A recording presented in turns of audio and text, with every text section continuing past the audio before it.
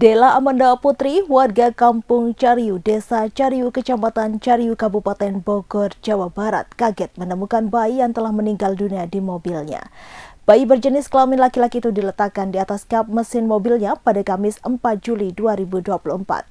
Bayi yang ditemukan di atas kaca mesin mobil itu berada di tempat parkir rumah salah satu warga bernama Ijah sekitar pukul 8:15 waktu Indonesia Barat. Kapolsek Cariu Kompol Denden Sukmara mengatakan bayi tersebut ditemukan telah meninggal dunia.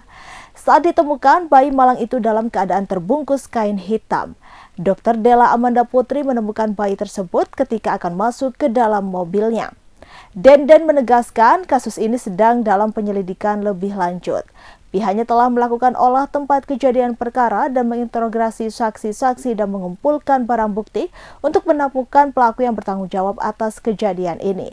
Pelaku pembuang bayi akan dijerat pasal 305 KUHP tentang tindak pidana membuang anak.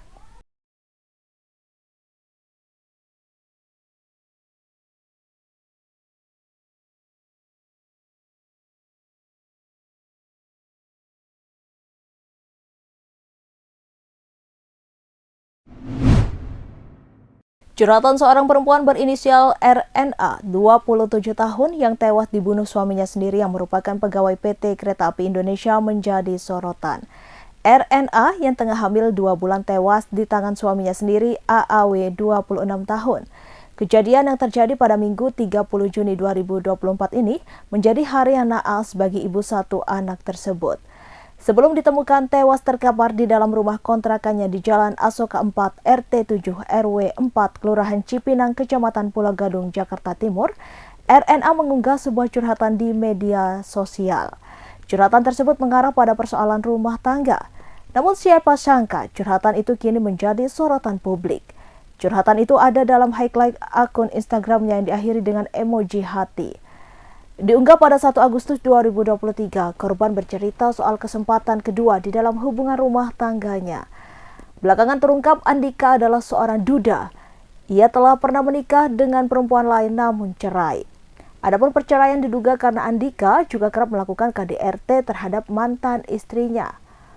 Hubungan pernikahan yang telah dikaruniai seorang anak perempuan berusia 4 tahun itu pun berakhir.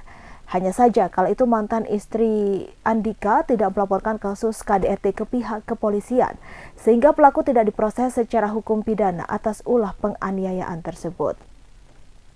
Lantaran memiliki riwayat melakukan KDRT, penyidik unit PPA Satreskrim Polres Metro Jakarta Timur akan melakukan pemeriksaan kejiwaan terhadap Andika untuk keperluan penyidikan.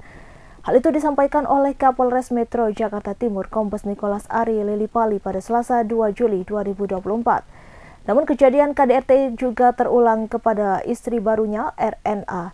Ia bahkan terlihat tidak menyesali perbuatannya telah membunuh sang istri. Pasalnya, Andika telah berbaring di atas kasur dekat jasad istrinya yang terkapar.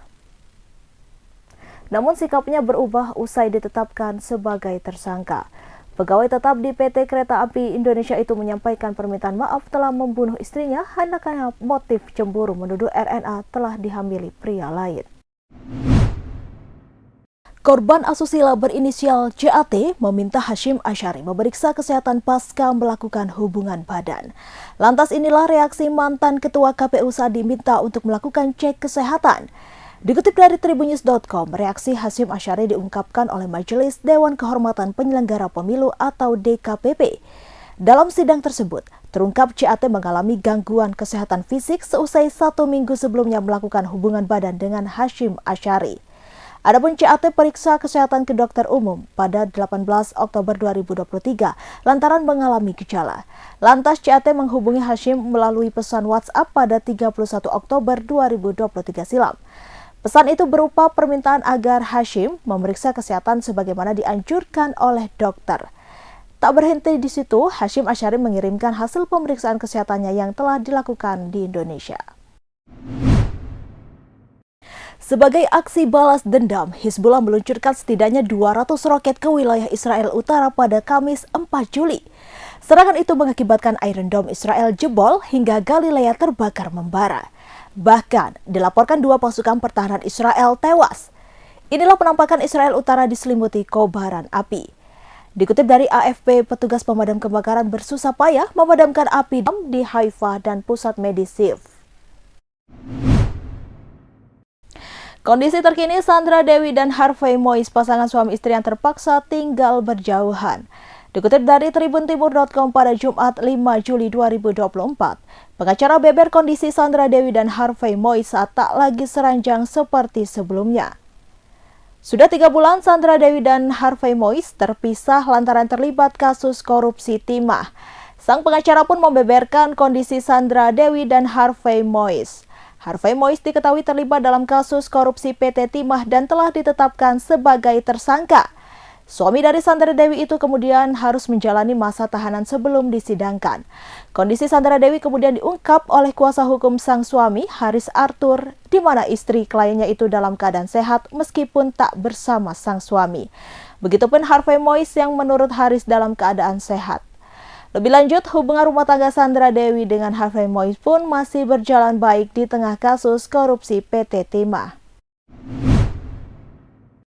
Pemirsa, seorang aparatur sipil negara atau ASN, wanita digerebek suaminya saat kedapatan bersama pria rekan kerjanya di sebuah perumahan Gria Dahayu, Desa Sambiroto, Kecamatan Soko, Kabupaten Mojokerto, Jawa Timur. Penggerebekan pasangan selingkuh ini terjadi di sebuah rumah kosong pada Selasa 2 Juli 2024, sekira pukul 4 sore waktu Indonesia Barat. PNS wanita ini berinisial RPSW 34 tahun yang bekerja di pemerintah Kabupaten Mojokerto. Sedangkan pasangan prianya berinisial IM 40 tahun, seorang pegawai honorer. Keduanya merupakan pegawai di bagian administrasi pembangunan Kabupaten Mojokerto. RPSW dan IM bersama-sama sudah memiliki pasangan syah.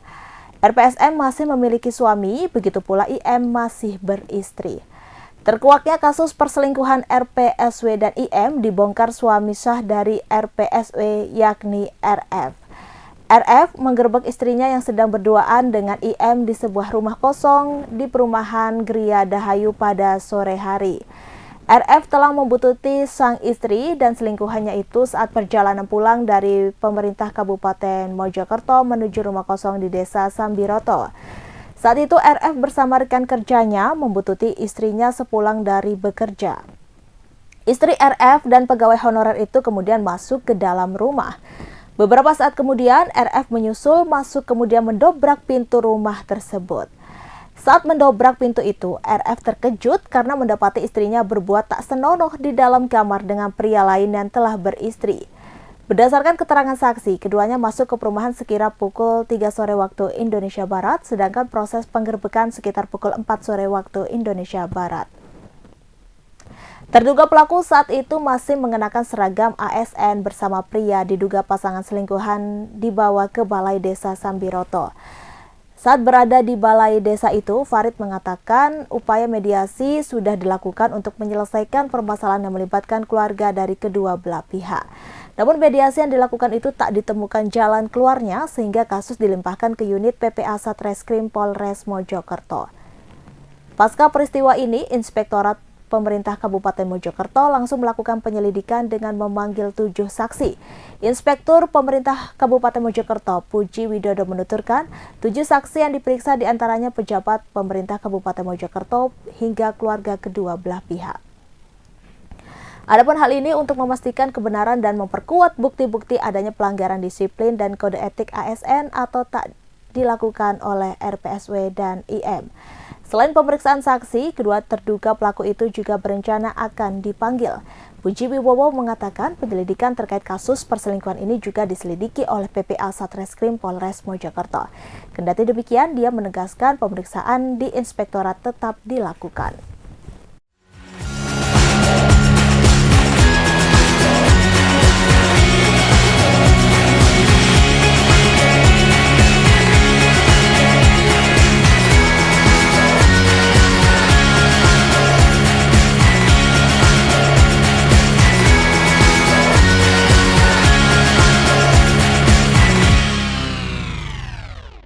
Download Tribun X sekarang, menghadirkan lokal menjadi Indonesia.